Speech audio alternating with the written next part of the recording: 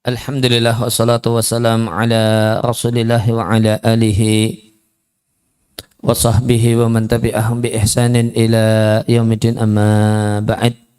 Kaum muslimin rahimani wa rahimakumullah.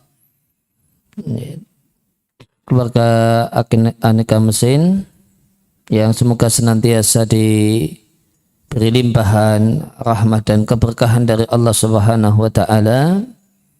Kembali kita lanjutkan kajian dari kitab Mukhtasar Minhajul Qasidin karya Ibnu Qudamah Al-Hambali rahimallahu ta'ala, di kesempatan pagi hari ini dalam tema tentang tanda hati yang sakit.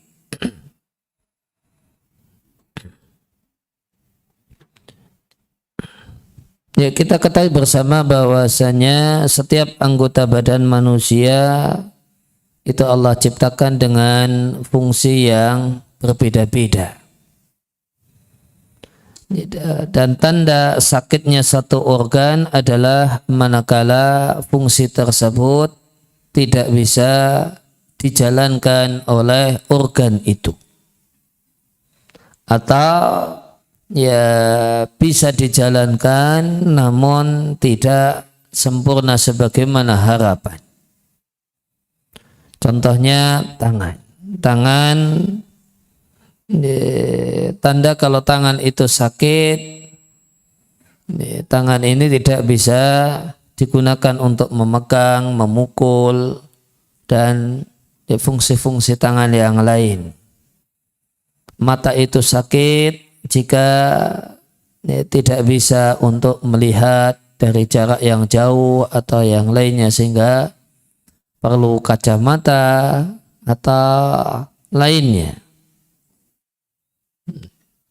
Maka kemudian demikian juga hati itu sakit manakala hati tersebut tidak bisa melaksanakan dan menjalankan fungsinya yang dia diciptakan untuk itu.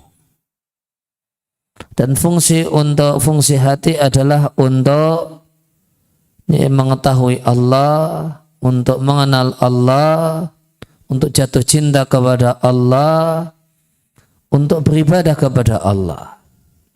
Demikian juga untuk mengutamakan hal-hal yang Allah cintai dibandingkan keinginan-keinginan yang lainnya. Maka hati Allah ciptakan supaya bisa lebih memilih untuk sholat daripada sekedar duduk-duduk nonton TV. Itu tugasnya hati. Oleh karena itu, jika manusia mengenal segala sesuatu, ya semuanya dia ketahui, berbagai macam hal yang bersifat dunia dia ketahui, dunia listrik, dunia handphone, dunia macam-macam, semuanya tahu, namun tidak tahu Allah Subhanahu wa ta'ala, namun tidak kenal dengan Allah Subhanahu wa ta'ala, maka sadarilah bahasanya ka'annahu lam ya'rib syai'an, bahasanya hakikatnya orang ini tidak tahu apa-apa. Yang paling penting untuk dikenal, diketahui, ternyata tidak dia ketahui. Dan tanda hati itu mengenal Allah Subhanahu wa ta'ala adalah mencintainya. Maka tugas utama hati adalah kenal Allah. Dan tanda hati itu kenal Allah adalah jatuh cinta sama Allah Subhanahu wa ta'ala. Karena kaidahnya faman arafallaha ahabbahu. Kaidahnya siapa yang kenal Allah, dia akan jatuh cinta sama Allah.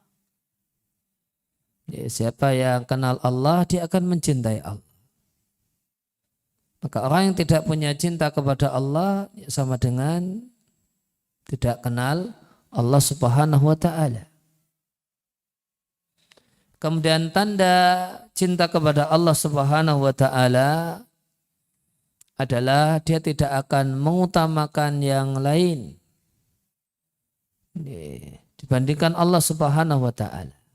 Ini tanda cinta kepada Allah. Dia tidak akan lebih mengutamakan duduk-duduk ngobrol daripada sholat.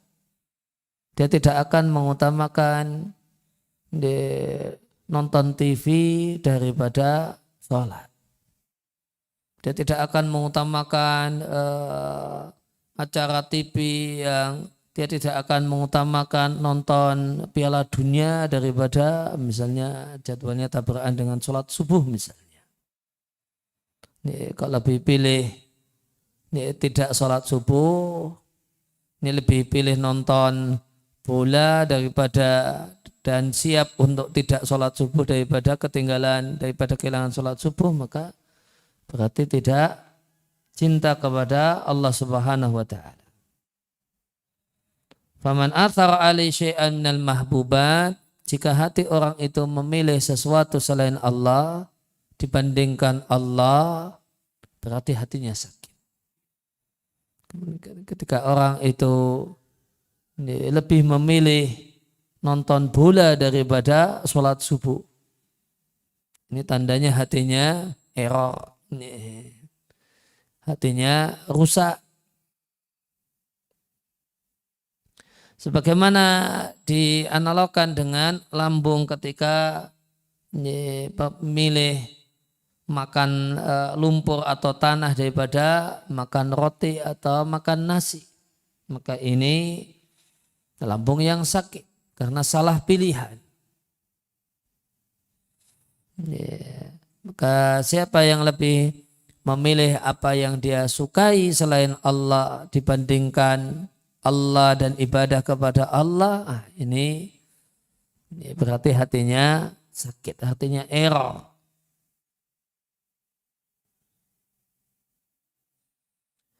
Dan penyakit hati yang sakit, keadaan hati yang sakit itu samar, tidak jelas, selain hanya kalau fisik yang sakit. Kalau fisik yang sakit kelihatan. Matanya sakit, memerah misalnya. Kakinya sakit, jalannya pincang misalnya. Kalau fisik yang sakit itu kelihatan. Hati yang sakit tidak kelihatan. Sehingga banyak orang yang sebenarnya hatinya sakit namun tidak merasa sakit. Maka hati yang sakit itu satu hal yang tidak jelas, satu hal yang samar, boleh jadi orangnya tidak tahu. Karena tidak tahu dan tidak sadar, maka banyak orang yang hatinya sakit itu lalai.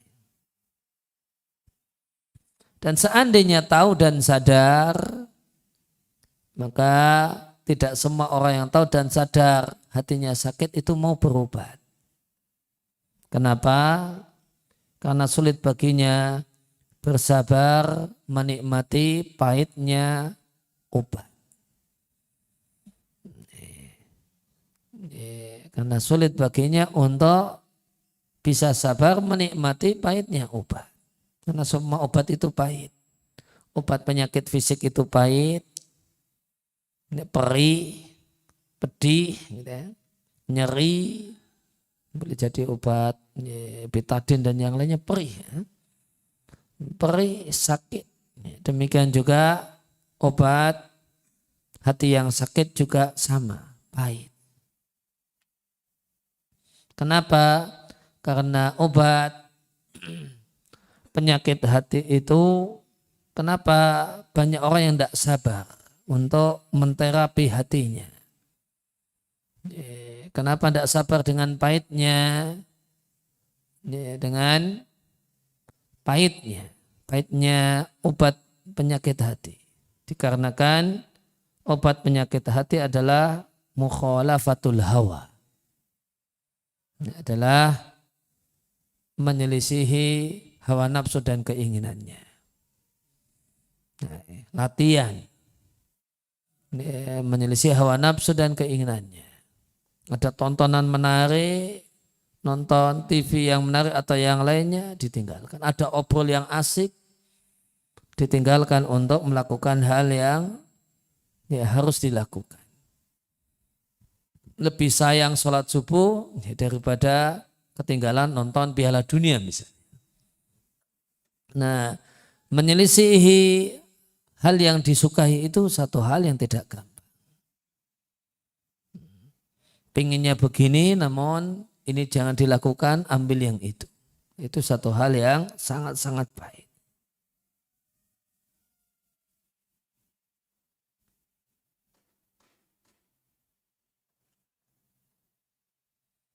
Dan jika dijumpai kesabaran, ya, dan jika dijumpai kesabaran untuk pahitnya hal ini, maka boleh jadi tidak dijumpai dokter yang cerdas menterapinya. Dan dokter penyakit hati mestinya adalah para ulama. Dalam keadaan penyakit itu boleh jadi menguasai, sudah demikian parah menguasai orangnya.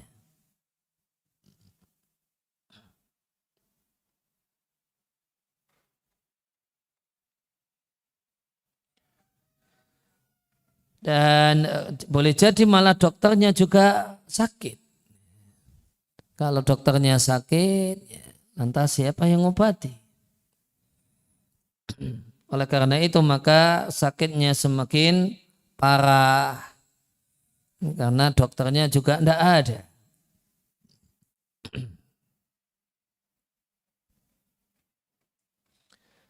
Nah, kemudian berkenaan dengan masalah gimana mengembalikan hati yang sakit kepada kondisi yang sehat.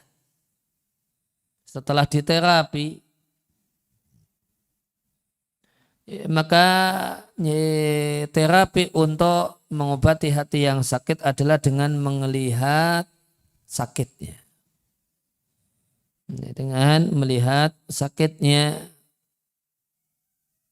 Jika sakitnya misalnya punya penyakit pelit, sadar dirinya itu pelit. Dan ini perlu kesadaran terlebih dahulu sebelum melakukan terapi.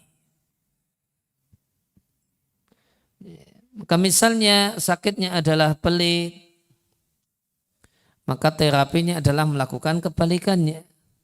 Sebagaimana kemarin telah kita bahas, ya, terapi penyakit itu melakukan kebalikannya. Orang kedinginan, ya gimana badannya dihangatkan. Orang ya badannya panas, gimana dia jadi dingin. Sehingga terapi penyakit pelit adalah dengan badul mal, dengan berlatih berbagi harta. Namun ingat, berbagi hartanya tidak boleh berlebihan sampai derajat bos. Namun karena jika dulu pelit kemudian keluar duit jor-joran tanpa batasan akhirnya boros, malah jatuh dalam penyakit berikutnya. Ini namanya orang demam, terlalu diterapi sehingga malah kena penyakit kedinginan. Ya, maka ini satu hal yang tidak benar. Maka pelit diterapi dengan berlatih mengorbankan harta, mengeluarkan harta, namun jangan sampai berlebihan, sampai boros. Bal al-matlubu al-i'tidal, namun yang dituntut adalah pertengahan. Nah, gimana kita tahu kita sudah berada di posisi pertengahan? Ya, bukan lagi orang yang pelit dan bukan lagi orang yang boros, tengah-tengah. Bukan lagi orang yang punya penyakit pelit, namun juga bukan pula orang yang kena penyakit boros. Gimana tahu tengah-tengahnya? Jawabannya adalah dengan fangdur ila nafsik. Tengoklah dirimu.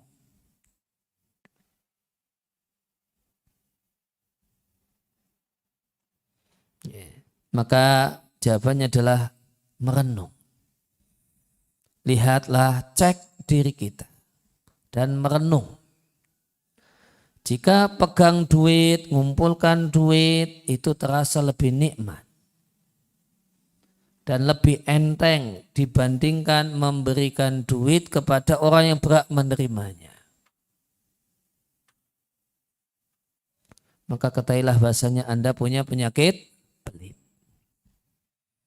Orang punya duit yang berlimpah sudah wajib bayar zakat. Duit itu tetap numpuk di tangan, itu mana yang lebih nikmat? Duit tetap numpuk di tangan ataukah ngasihkan duit itu kepada orang miskin yang berhak menerima zakat? Mana yang lebih nikmat? Mana yang lebih nikmat? Jika mengumpulkan duit, megang duit, itu duit zakat tadi, itu lebih nikmat dan lebih enteng daripada memberikannya kepada orang yang berhak menerima zakat. Berarti ini orang yang pelit. Jadi sayang tidak memberikan harta kepada orang yang berhak untuk menerimanya. Sebagian orang zakatnya karena duitnya banyak, zakatnya juga banyak. Ada orang yang jadi zakatnya 50 juta misalnya. Ngasihkan uang 50 juta itu berat tidak? Lebih nikmat ini diberikan karena tahu sadar betul ini adalah hak orang lain, bukan haknya, ataukah tetap dipegang? Kalau merasa lebih nikmat kalau itu tetap dipegang, ini pelit.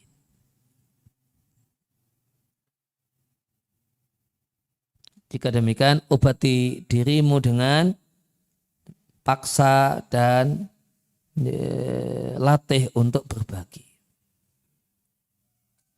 Namun sebaliknya, jika berbagi kepada orang yang berhak itu lebih nikmat dan lebih enteng daripada pegang duit. Faqad ghalaba 'alaika tabdzir, maka berarti sudah terjerumus dalam penyakit boros. Jadi kalau ngasihkan duit lebih nikmat daripada megang duit, boros. Farji ilal mu'adzafah alal imsaki, maka kembalilah untuk berlatih megang duit. Dan terus meneruslah mengawasi dirimu wa tastadilla ala khuluqika bi taysiril af'ali wa ta'sirihi, dan Anda bisa, dan indikator akhlak itu adalah dengan mudahnya melakukan perbuatan ataukah sulit. Indikator akhlak itu mudah enteng ataukah tidak melakukan perbuatan. Kalau enteng ya berarti akhlaknya ke sana. Kalau berat dan sulit berarti kebalikannya.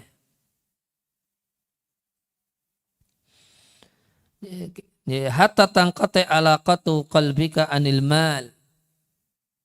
Maka cek terus hati sampai terputuslah hubungan hati dengan harta dan duit. Tidak ada kecondongan untuk bagi-bagi duit, juga tidak ada kecondongan untuk pegang duit. Bal yasiru indaka kalma, bahkan duit itu di tangan Anda seperti air yang ada di sumur. Nah, maka idealnya yang tengah-tengah antara pelit dengan boros, gambarannya diberi gambaran seperti air di sumur. Tentu tidak Anda halangi jika diambil oleh orang yang membutuhkan. Ya, tidak pula kemudian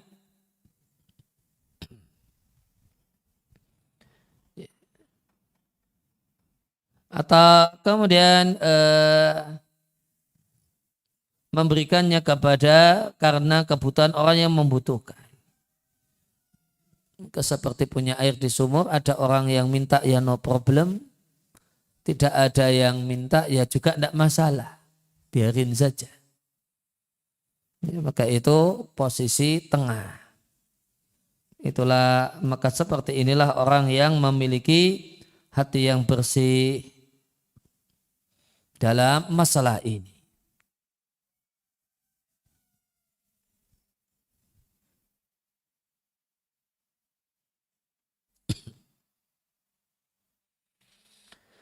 Ya, dan ini contoh penyakit, contoh penyakit, satu penyakit pelit dan buang-buang duit, menghambur-hamburkan harta, dan semestinya kita memiliki hati yang bersih, bukan hanya dalam masalah pelit, namun juga dalam penyakit-penyakit hati yang lain. Intinya kalau hati itu bersih dari semua penyakit-penyakit hati, maka tidak akan punya ketergantungan, cinta, dan kecondongan kepada satupun dunia. Sehingga pergilah hati dari dunia dan putus hubungan dengan dunia dan tidak menoleh pada dunia. Dan pada saat itu seandainya orang meninggal dunia dalam keadaan demikian, inilah orang yang kembali menghadap Allah dengan nafsul mutmainnah. Dan dikarenakan bisa betul-betul proporsional dan pertengahan, itu satu hal ya, pertengahan dari dua titik ekstrim, itu satu hal yang samar. Satu hal yang tidak mudah. Untuk bisa memastikan sudah berada di titik tengah, titik proporsional, maka posisi itu lebih kecil daripada selembar rambut kepala. Dan itu lebih sulit sehingga lebih tajam daripada pedang yang tajam. Maka tidaklah aneh siapa yang bisa konsisten di dalam keadaan proporsional di posisi tengah di dunia. Padahal itu lebih sulit, samar karena lebih kecil daripada satu lembar rambut dan lebih sulit, lebih tajam daripada pedang. Maka orang yang semacam ini layak untuk bisa melewati sirat di hari kiamat dengan cepat.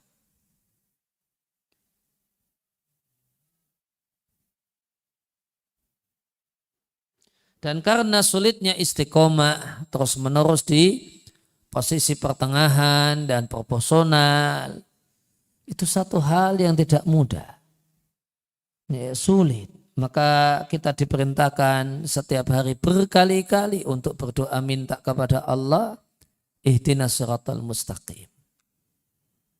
Ya Allah, berikanlah petunjuk padaku jalan yang lurus, proporsional dalam segala keadaan. Proporsional dalam keadaan, tidak di dalam contoh konteks kita tidak pelit, tidak boros,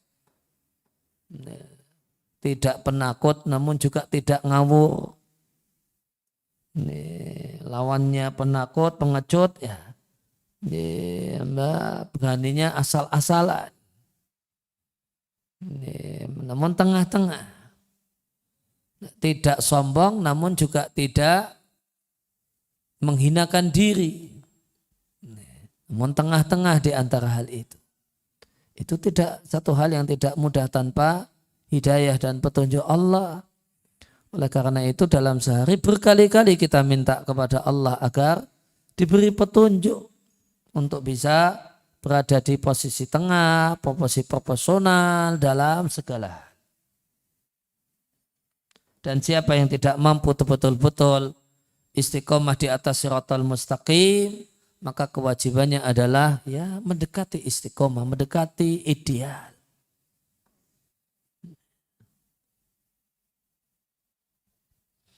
Ya, sebagaimana sabda Nabi Sallallahu Alaihi Wasallam, Nabi katakan saddidu wa qaribu.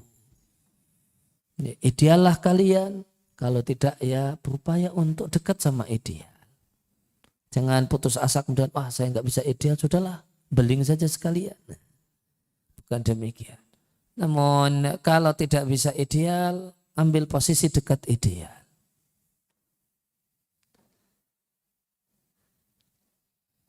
Fa inna najata bil amali salih. Sadari dan camkan bahasanya selamat di akhirat itu caranya hanya dengan amal saleh. Tidak ada yang lainnya. Orang tidak bisa selamat di akhirat pakai duit, ya, pakai jabatan, pakai kekuasaan, pakai anak buah. pakai relasi itu tidak berlaku semua. Semuanya tidak berlaku. Tidak bisa selamat di akhirat dengan popularitas, banyaknya follower, banyaknya subscriber. Itu semuanya tidak ada faedahnya di akhirat. Satu-satunya yang menyelamatkan di akhirat hanyalah al-amalus saleh. Namun tidak akan muncul amal soleh kecuali dari akhlak yang baik. Amal soleh, amal yang baik itu keluar dari orang yang punya akhlak yang baik. Maka seorang yang menginginkan dirinya selamat di akhirat, maka dia akan mengecek sifat dan akhlaknya, kemudian sibuk menterapinya satu persatu. Dan orang yang punya tekad yang kuat akan bersabar untuk menghadapi sulitnya hal ini. Nanti jika telah berhasil sukses untuk melewati obat yang pahit, maka nanti akan ada rasa manis yang luar biasa. Sebagaimana manisnya disapih bagi anak kecil setelah dulunya anak kecil ini, bayi ini tidak mau disapih.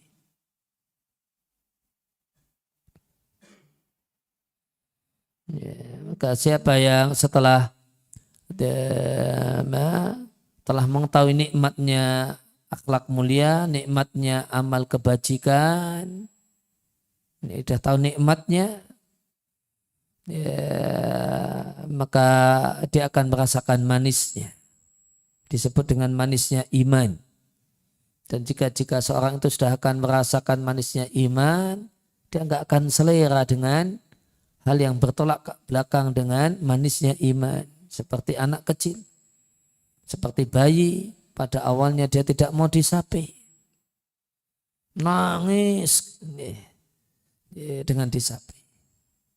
Karena nenen itu enggak disapih itu berarti mukhalafatul hawa. Menyelisihi keinginannya. Menyelisihi keinginan si bayi ini. Inginnya ya nenen.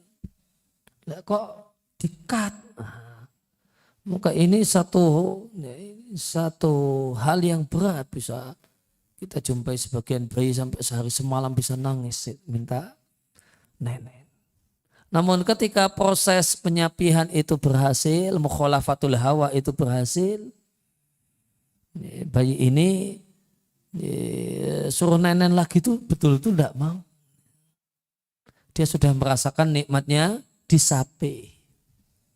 Maka demikian juga ketika kita menyapih diri kita dari berbagai macam keinginan-keinginan yang buruk. Kalau sukses nyapihnya, kemudian merasakan namanya manisnya iman, manisnya ibadah, itu suruh balik seperti sebelumnya itu tidak minat. Sebagaimana bayi yang sudah sukses disapih, tidak akan minat dikasih apa saja tidak mau. Dikasih duit yang tidak mau, dikasih es krim tapi kembali rajin nyusu seperti dulu, tidak mau. Karena sudah merasakan manisnya disapih. Maka siapa yang sadar bahasanya masa hidup di dunia ini cuma sebentar dibandingkan dengan kehidupan di akhirat, maka akan rela untuk kemudian bersusah-susah di dunia ini untuk bisa mendapatkan kenikmatan abadi. Karena kaidah hidup untuk bisa mendapatkan kesenangan baik di dunia dan di akhirat, kaidahnya sama. Berakit-rakit dahulu, berenang-renang kemudian, bersakit-sakit dahulu dan baru bersenang-senang kemudian. Ini kaidah untuk mendapatkan kesenangan di dunia ataupun di akhirat. Sama kaidahnya. Orang tidak bisa mendapatkan kesenangan dengan bersenang-senang. Orang tidak akan bisa mendapatkan kesenangan dengan bersenang-senang. Sambil bersenang-senang nanti ujungnya dapat kesenangan. Itu tidak akan bisa. Orang itu tidak akan bisa kemudian berleha-leha dengan cara berleha-leha. Siapa yang mau berleha-leha nanti, sekarang harus kerja keras, sekarang harus rekoso, sekarang harus banting tulang, nanti leha-leha. Orang tidak bisa mendapatkan berleha-leha dengan berleha-leha. Orang tidak akan bisa mendapatkan bersenang-senang dengan bersenang-senang. Maka orang tidak bisa kemudian mendapatkan kenikmatan, senang, punya ilmu dengan malas belajar. Itu tidak akan didapatkan hal semacam itu. Namun untuk mendapatkan kesenangan harus meninggalkan kesenangan. Untuk mendapatkan kesenangan harus mau meninggalkan kesenangan.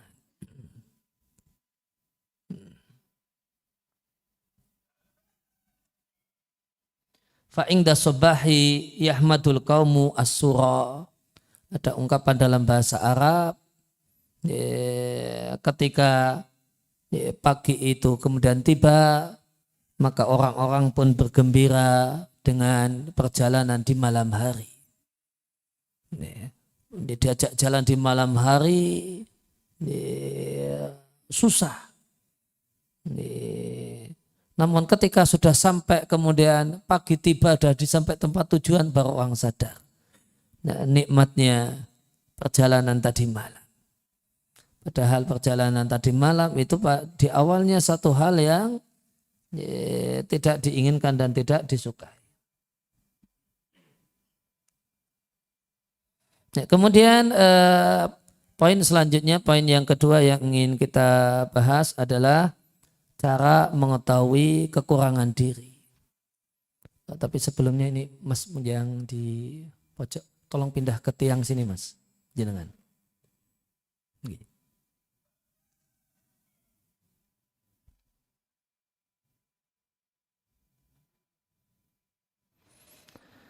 Ya, maka poin selanjutnya kita akan bahas tentang cara untuk mengetahui kekurangan diri. Orang itu tidak akan jadi sukses jika tidak tahu jeleknya apa. Kemudian memperbaikinya. Sukses dunia, sukses akhirat sama. Ya, sukses dunia, sukses akhirat itu sama. Tahu kekurangan diri, perbaiki, jadi orang sukses. Siapa yang tidak pernah mau melewati proses memperbaiki kekurangan diri, tidak akan bakalan jadi orang sukses, orang berhasil. Oleh karena itu, sesungguhnya Allah Subhanahu wa Ta'ala jika menginginkan kebaikan kepada seorang hamba, Allah akan jadikan dia melek dan tahu apa kekurangannya. Maka tanda seorang yang Allah inginkan untuk jadi orang yang berhasil, orang yang Allah beri kebaikan yang berlimpah, orang yang sukses, itu tandanya adalah melek dan tahu kekurangan dirinya. Faman kamulat basiratuhu lam takhfa alaihi iyubuhu. Siapa yang hatinya itu betul-betul melek dan sadar, maka semua kekurangan dirinya dia ketahui. Dan jika orang itu tahu kekurangan dirinya, maka mungkin baginya untuk melakukan terapi dan perbaikan. Orang tidak mungkin berobat kalau tidak sadar dirinya sakit. Orang tidak mungkin berbenah ya kalau tidak merasa dirinya ada yang rusak yang perlu diperbenahi. Orang tidak akan merenovasi rumahnya kalau dia merasa rumahnya baik-baik saja. Orang tidak akan menservis motornya kalau dia merasa motornya nyaman-nyaman saja. Orang baru sadar, oh motor saya itu nggak nyaman, motor saya itu tidak normal, baru kemudian ini perlu dibawa ke bengkel, diservis. Rumah saya itu tidak baik-baik saja. Ini ada bocor di sebelah sana, ada bocor di sebelah sini. Baru orang tergerak untuk melakukan perbaikan. Namun yang jadi problem, mayoritas manusia itu tidak sadar kekurangan dirinya.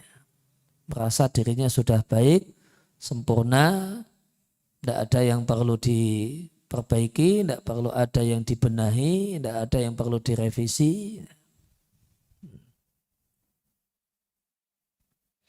Dan mayoritas manusia itu mudah untuk membaca jeleknya orang lain, namun tidak bisa membaca jeleknya dirinya sendiri. Ini dalam bahasa gajah di pelupuk mata terlihat, kuman di ujung di seberang lautan terlihat, gajah di pelupuk mata tidak terlihat. Dirinya itu punya kejelekan yang besar, keterlaluan, tidak kelihatan. Jeleknya orang lain yang kecil, mungil, itu demikian terlihat jelas.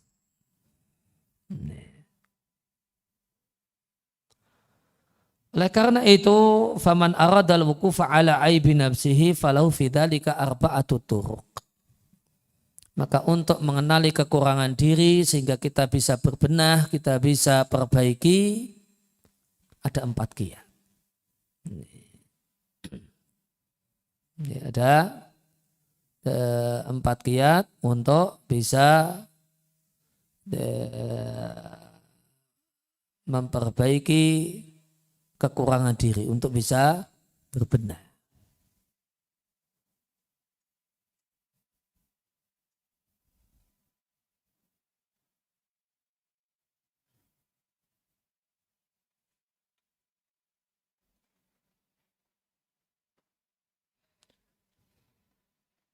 Ya, kiat yang pertama atau cara yang pertama, langkah yang pertama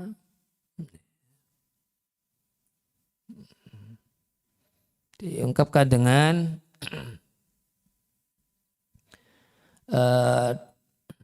punya guru spiritual yang tahu betul kekurangan dirinya dan akan memberitahukan kepadanya kekurangan dirinya dan cara terapinya.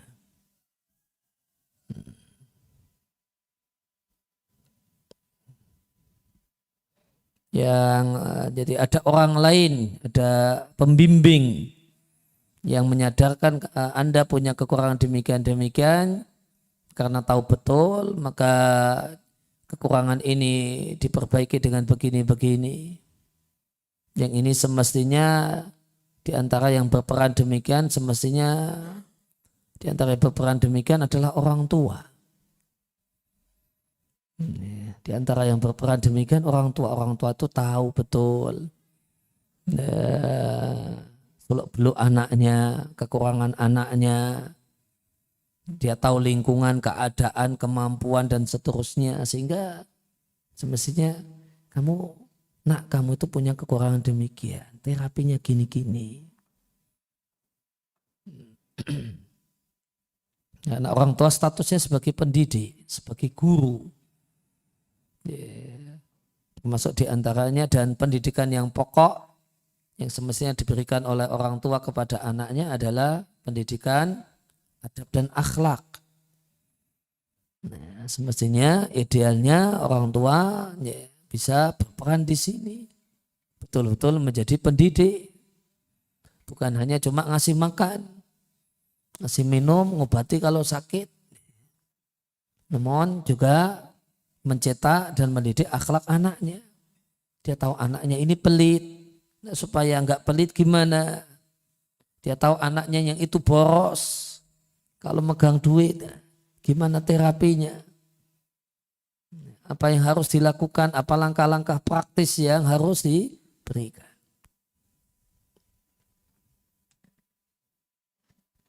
Kemudian cara yang kedua,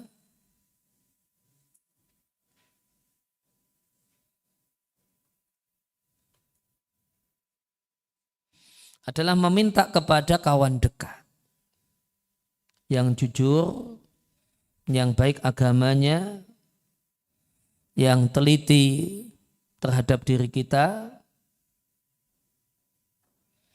kemudian pasang dan jadikan dia sebagai pengawas kita, dan kita tahu dia ini kawan baik yang cinta, sehingga seandainya ngasih masukan, saran, itu semuanya karena cinta, bukan karena benci. Maka pasang dia sebagai pengawas diri kita dan minta dia untuk mengingatkan kita untuk satu perbuatan, ucapan, dan akhlak yang buruk yang ada pada diri kita. Itu kiat yang kedua. Sudah tidak punya pendidik. Kita harus mendidik diri kita sendiri. Ya, karena sudah tidak punya pendidik, harus mendidik dirinya sendiri. Boleh jadi orang tua yang masa bodoh, boleh jadi yang lainnya. Yang jelas tidak ada lagi pendidik. Kita harus mendidik diri kita sendiri. Ya, maka orang yang serius mendidik diri kita sendiri, ya, maka yang dilakukan adalah ya, bisa kiat yang kedua ini. Punya kawan yang baik, kawan yang dekat, kita yakin betul dia sayang dengan kita, bukan benci, bukan memusuhi. Kemudian kita minta, tolong koreksi saya. Ya. Tolong beri masukan saya, kritik saya, ya, dan namun ya, kasih solusi pada saya. Bukan hanya disalah-salahkan. Namun harus begini, harus begitu, harus begini, harus begitu.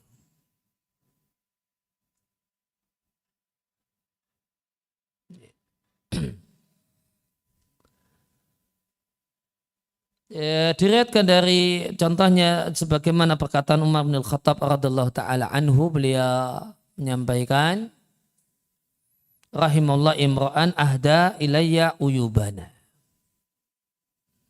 Ya, semoga Allah melimpahkan kasih sayangnya kepada orang yang mau menghadiahkan kepada kami apa saja aib dan kekurangan kami. Maka Umar bin Khattab radhiyallahu taala anhu menilai bahwasanya ketika ada kawan yang ngasih masukan, ngasih kritikan, ngasih teguran dengan cinta, dengan sayang, ya, ada kekurangan begini-begini, itu berarti ngasih hadiah. Beliau sebut dengan hadiah. Ya, tentu bahasa orang yang cinta, bahasa orang yang sayang, sama-sama ngeritik itu beda dengan bahasa orang yang benci. Pilihan katanya beda. Ya, cari waktu untuk ngobrolkan hal itu beda. Jadi orang yang benci ngobrolkan hal itu di depan banyak orang. Ya, orang yang cinta, orang yang sayang tidak demikian. Maka pilihan katanya beda, pilihan kalimatnya beda, pilihan waktunya beda. Cara penyampaiannya juga beda. Terlihat nanti siapa orang yang benci, siapa orang yang cinta. Meskipun ngasih masukan yang sama, kritikan yang sama.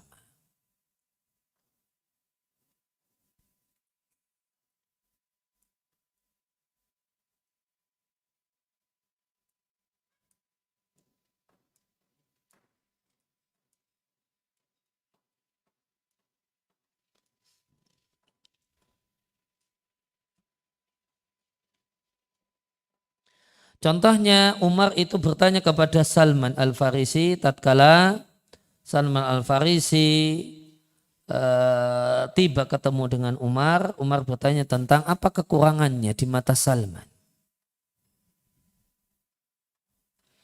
Maka kata Salman, aku mendengar engkau wahai Umar, engkau mengumpulkan 2 lauk dalam satu meja makan. Sekali makan punya 2 lauk. Dan engkau punya 2 setel pakaian.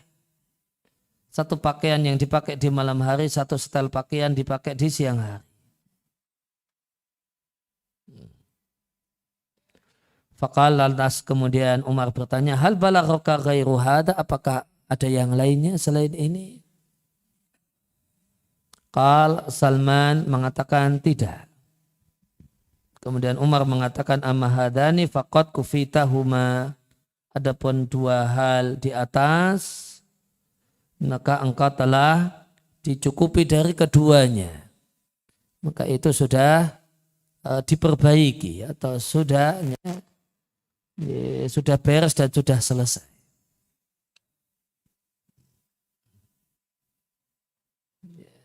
Masya Allah ya, sekali makan punya dua lauk itu dianggap sebagai kemewahan, dianggap sebagai berlebihan di zaman itu. Di zaman kita sekali lauk itu boleh jadi sekali makan lauknya 3 ini. Ada kerupuknya, ada kemudian gorengannya, ada kemudian ayamnya. Gitu.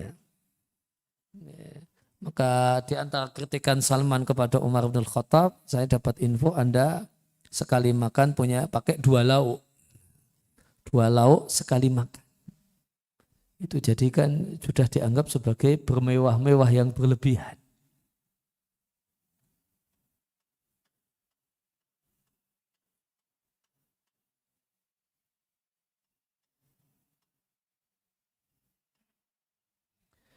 Kemudian demikian juga contoh yang lain, Umar bertanya kepada sahabat Nabi Hudzaifah ibn Yaman, yang sahabat Hudzaifah ini memegang daftar orang-orang munafik di zaman Nabi. Nabi bocorkan kepada Hudzaifah daftar orang-orang munafik, list orang-orang munafik. Sehingga Salman disebut dengan sebutan sahibus sirri, pemegang rahasia Nabi. Yaitu daftar orang-orang yang merupakan berstatus sebagai orang-orang munafik di masa Nabi. Maka Umar bin Khattab radhiyallahu taala anhu bertanya kepada Hudzaifah, hal ana minal munafiqin? Apakah saya termasuk dalam list orang-orang munafik? Ini ya, diantara bentuk minta supaya dikoreksi, supaya cari tahu kekurangan diri.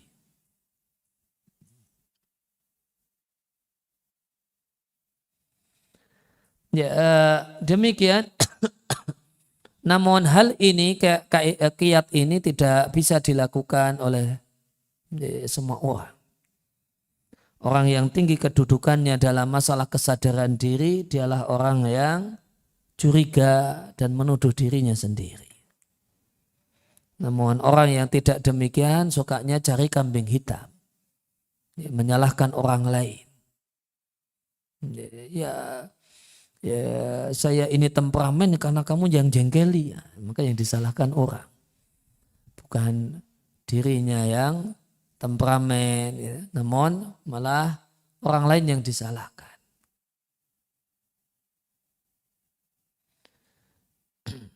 Namun keberadaan teman yang semacam ini itu satu hal yang langka di zaman ini, kata Ibnu Qudamah.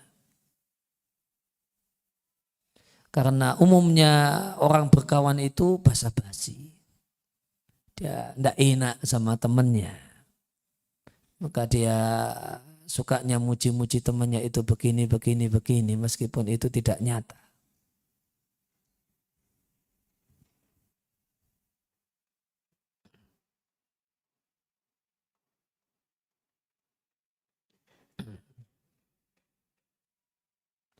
Maka satu hal yang sangat jarang yang namanya teman di zaman ini yang meninggalkan mudahana, basa-basi. Jika dia tidak punya basa-basi, akhirnya kemudian dia bisa cerita kekurangan temannya apa adanya dengan penuh cinta dan sayang. Namun dia juga bukan orang yang hasad dan dengki dengan temannya.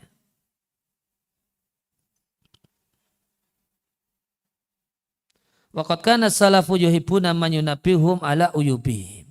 Ini bedanya orang dahulu, orang soleh terdahulu dengan orang di zaman ini.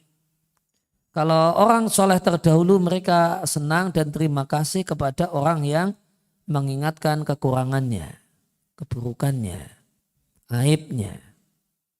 Wa nahnu al'ana fil ghalibi abghadun nasi ilaina man yu'arifuna uyubana.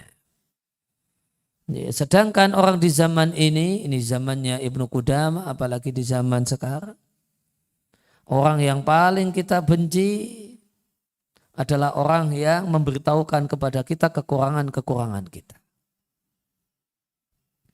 Ini di dunia persahabatan di zaman Ibnu Qudamah, gimana dengan di zaman ini? Orang pengennya dipuji, pengennya berteman dengan orang-orang yang menjilat dirinya. Bukan orang-orang yang tulus padanya mengoreksi kekurangan-kekurangannya. Dan sikap semacam ini adalah bukti kelemahan iman.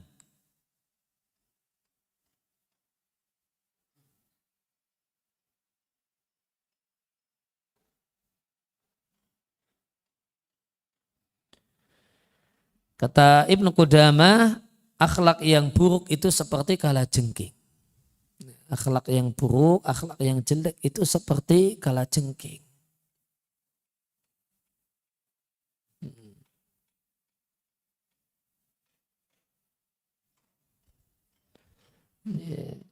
Seandainya ada orang yang mengingatkan kita bahwasanya di balik kain kita, di dekat kita itu ada kalajengking, apa yang terjadi? Kita akan merasa sangat berterima kasih kepada orang tersebut yang mengingatkan kita.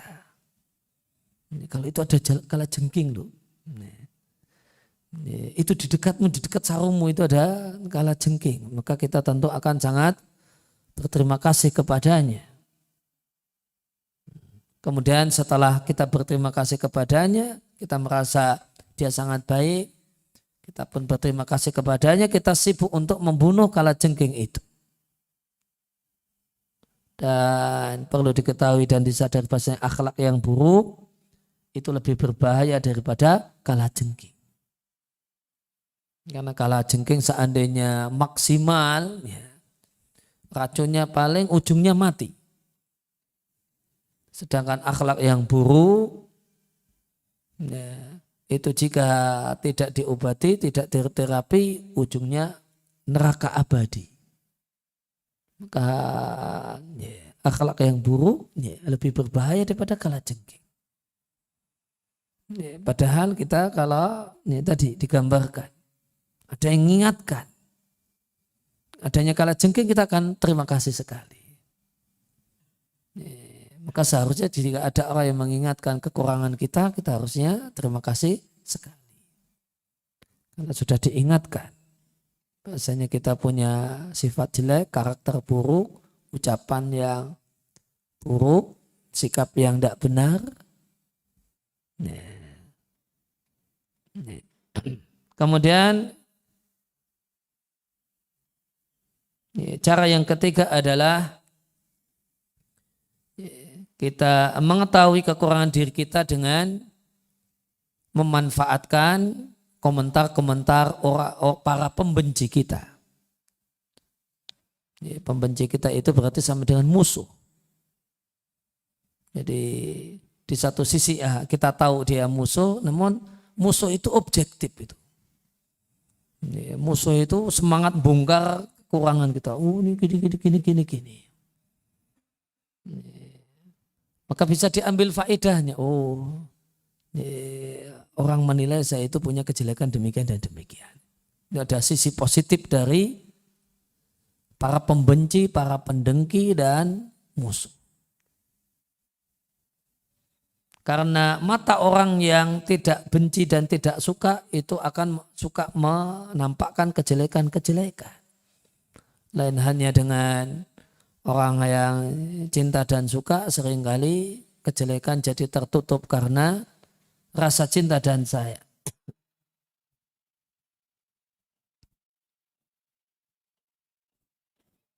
Bahkan ya, musuh yang objektif dalam menyebutkan kekurangan kita itu malah lebih bermanfaat daripada ya, teman namun hanya suka menjadi penjilat saja. Kemudian Kiat yang keempat yang terakhir adalah dengan mengambil ibrah dan pelajaran, ya, ya, tahu bergaul, ya, tahu banyak hal, tahu banyak berita dan mengambil ibrah atau pelajaran dari kasus-kasus orang lain. Maka kita dapat berita ada orang dilabrak orang lain. Begini. Oh kayak gitu itu si A ini dilabrak sama B. Berarti kita tahu si A ini semacam yang dilakukan oleh A itu satu hal yang buruk. Kita tidak ingin dapat kasus seperti si A. Maka kita ambil pelajaran, jangan ikuti si A dalam hal semacam ini. Ada orang yang ngomong apa akhirnya ditempeleng sama orang gara-gara omongannya. Kita tahu. Maka ambil ibrahnya. Ngomong seperti itu, disikon semacam itu bisa mencelakakan diri sendiri. Maka jadilah orang yang pandai mengambil ibrah, pelajaran hidup dari kasus orang lain. Cukup orang itu yang ditempeleng orang gara-gara ngomong gak lihat situasi. Kita tidak perlu mengikuti jejaknya. Kita jangan jadi orang yang baru percaya setelah saya mengalami sendiri. Jangan demikian. Namun cukup orang yang mengalami kemudian kita ambil pelajarannya. Oh, ngomong seperti itu tidak baik, bersikap seperti itu buruk. Nah, maka perkelakuan seperti itu satu hal yang tidak baik.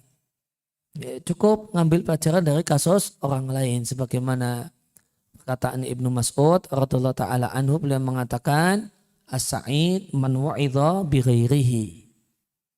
Orang yang beruntung itu adalah orang yang mengambil pelajaran dari kasus orang lain. Sedangkan orang yang celaka adalah orang yang tidak sadar kecuali mengalami kasus sebagaimana kasus orang lain.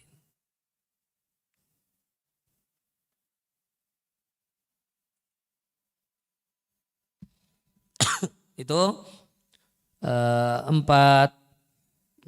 empat kiat supaya kita bisa mengetahui kekurangan diri. Dan setelah kita tahu kekurangan diri, kita bisa melakukan terapi dan perbaikan. Dan kita bisa kemudian sadar harus berbenah. Tidak mungkin kita akan berbenah tanpa ada kesadaran kalau kita perlu berbenah.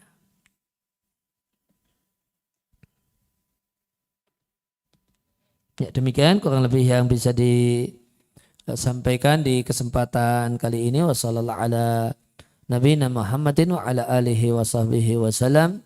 Wa akhiru da'wana alhamdulillahi rabbil alamin. Ya, silakan jika ada pertanyaan seputar tema yang kita bahas kesempatan kali ini atau permasalahan yang lainnya.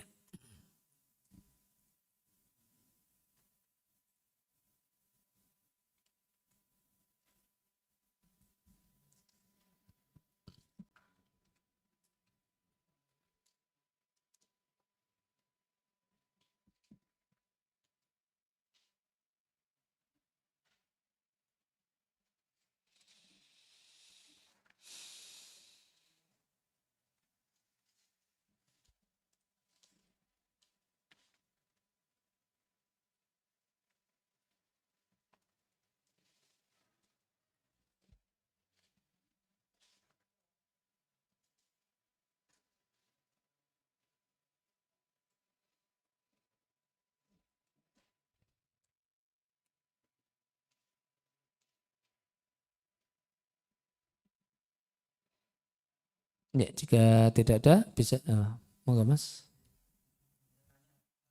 Namanya siapa Mas? Hah? Iya. Mas.